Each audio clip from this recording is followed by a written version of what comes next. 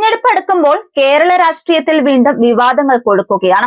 പ്രതിപക്ഷ നേതാവ് വി.ഡി. സതീശനെതിരെ പഴയ വിജിലൻസ് റിപ്പോർട്ട് കുത്തിപ്പൊക്കിയത് മാധ്യമങ്ങളിലെ പ്രധാന വാർത്തയായപ്പോൾ മുതിർന്ന കോൺഗ്രസ് നേതാവിന്റെ ഇടപെടലാണ് ഇതിന് പിന്നിലെന്ന സംശയമാണ് പിടിമുറുക്കുന്നത്.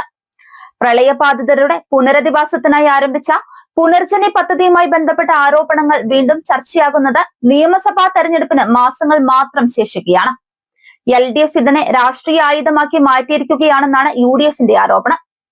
വി.ഡി. സതീശന്റെ പാർലമെന്ററി മണ്ഡലമായ പറവൂരിലെ പ്രളയബാധിതരെ പുനരധിവസിപ്പിക്കാനായി ആരംഭിച്ച പദ്ധതിക്കായി വിദേശത്തു നിന്നും ഫണ്ട് പിരിച്ചത് CBI അന്വേഷിക്കണമെന്ന് വിജിലൻസ് റിപ്പോർട്ട് ചെയ്തിരുന്നു. ഈ റിപ്പോർട്ടാണ് ഒരു വർഷത്തിന് ശേഷം വീണ്ടും ചർച്ചയിലെത്തിയത്. മണപ്പാട്ട് ഗ്രൂപ്പിന്റെ CSR വിഭാഗമായ മണപ്പാട്ട് ഫൗണ്ടേഷനാണ് ഈ പദ്ധതിയുടെ ഫെസിലിറ്റേറ്ററായി പ്രവർത്തിച്ചത്. മണപ്പാട്ട് ഫൗണ്ടേഷൻ CEO അമീർ അഹമ്മദ് പറയുന്നത് അവരുടെ FCRA അക്കൗണ്ട് വഴി 20 ലക്ഷം രൂപ സമാഹരിച്ചുവെന്നാണ്. സതീശൻ വ്യക്തിപരമായി ഫണ്ട് സമാഹരിച്ചില്ലെന്നും ഡോണർമാരെ ബെനിഫിഷ്യറികളുമായി ബന്ധപ്പെടുത്തുക മാത്രമാണ് ചെയ്തതെന്നും അദ്ദേഹം വാദിക്കുന്നുണ്ട്. എല്ലാ രേഖകളും സൂക്ഷിച്ചിട്ടുണ്ടെന്നും അദ്ദേഹം പറയുന്നു. CBI അന്വേഷണത്തിന് തയ്യാറാണെന്നും 7 വർഷം പഴകിയ കേസ് തെരഞ്ഞെടുപ്പിന് മുമ്പ് പുനരുജ്ജീവിപ്പിക്കുന്നത് ഗൂഢാലോചനയാണെന്നുമാണ് സതീശന്റെ ആരോപണം. അതേസമയം 2006-ൽ കോൺഗ്രസ് സർക്കാർ പിണറായി വിജയനെതിരെ CBI അന്വേഷണത്തിന് ഉത്തരവിട്ടത് ഇടതുപക്ഷവും ഓർമ്മിപ്പിക്കുന്നുണ്ട്. പഴയ കേസ് പുനരുജ്ജീവിപ്പിച്ചത് കോൺഗ്രസിനകത്തെ മുതിർന്ന നേതാവിന്റെ ഇടപെടലാണോ എന്ന സംശയമാണ് ഇപ്പോൾ ഉയരുന്നത്. ഒരു വർഷം മുൻപേ കിട്ടിയ റിപ്പോർട്ടിൽ മുന്നോട്ടു പോകാൻ സംസ്ഥാന സർക്കാരും താല്പര്യം കാട്ടിയിട്ടില്ല.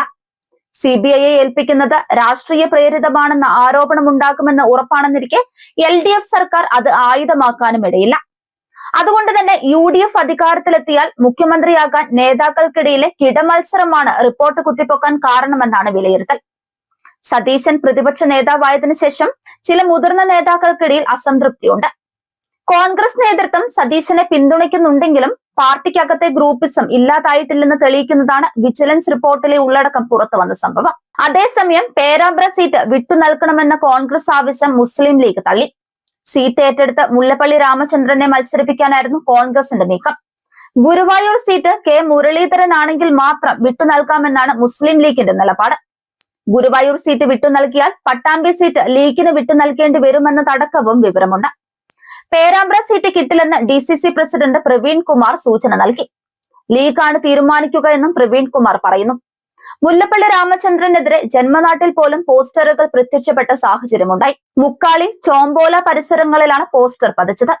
മുല്ലപ്പള്ളി രാമചന്ദ്രന് ഇനിയും അധികാരക്കൊതി മാറിയില്ലെന്നാണ് വിമർശനം. മുല്ലപ്പള്ളി രാമചന്ദ്രൻ ഇനി വിശ്രമ ജീവിതം തുടരട്ടെ എന്നുമാണ് പോസ്റ്റിലുള്ളത്. സേവ് കോൺഗ്രസ് എന്ന പേരിലാണ് പോസ്റ്റർ പ്രചരിച്ചത്.